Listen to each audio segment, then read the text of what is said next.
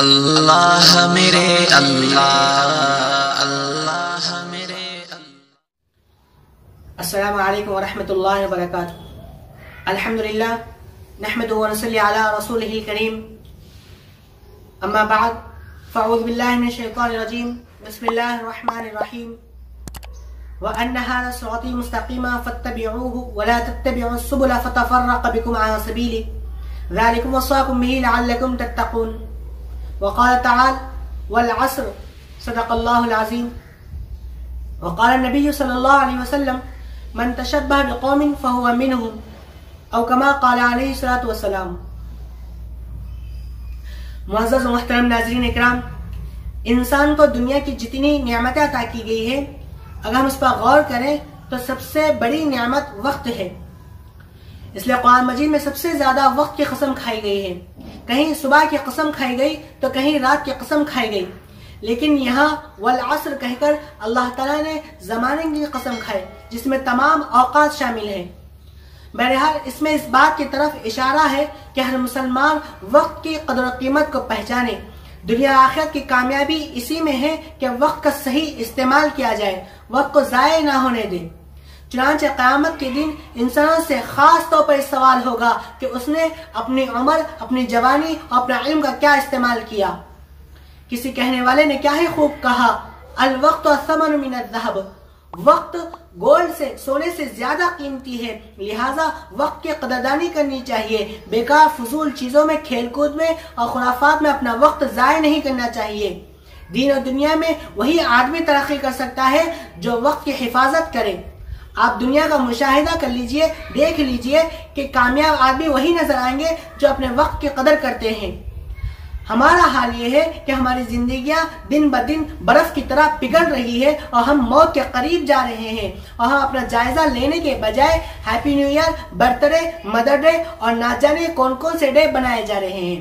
نئے سال کے آنے سے نہ ہماری زندگیوں میں، ہماری عمروں میں کچھ اضافہ نہیں ہوا، بلکہ جتنے ہماری عمر تھی اس میں سے ایک سال ہمارا کم ہو گیا۔ جیسے ہی نیا سال آتا ہے، دنیا بھر میں، ملک بھر میں رنگ برنگی لائٹوں سے سجایا جاتا ہے۔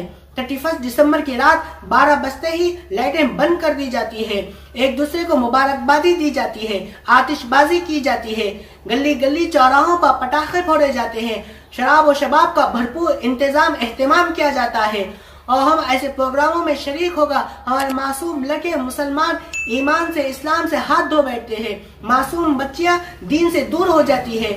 آج غیر مسلموں کی طرح بہت سے مسلمان نئے سال کے منتظر رہتے ہیں۔ 31 دسمبر کا انہیں بے صبری سے انتظار رہتا ہے، غیروں کی طرح وہ بھی نئے سال کا جشن مناتے ہیں۔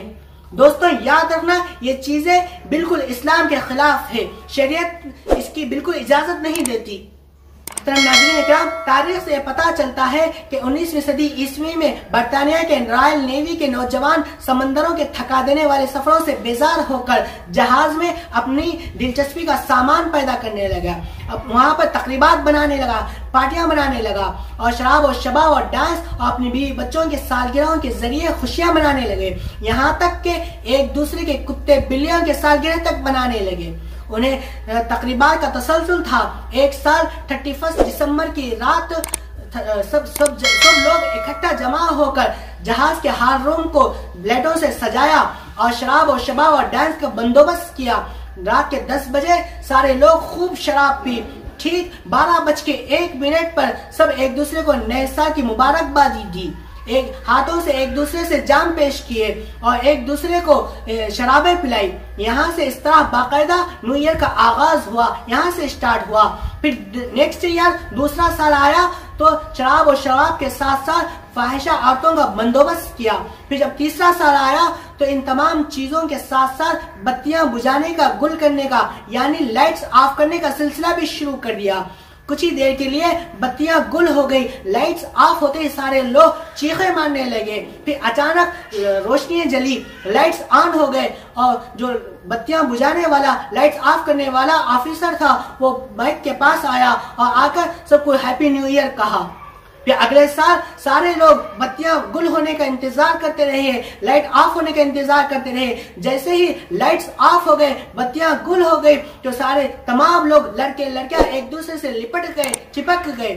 اس طرح کئی سال جا کر یہ بے حیائی کا تہوار تکمیل میں ہوئی، مکمل ہوا۔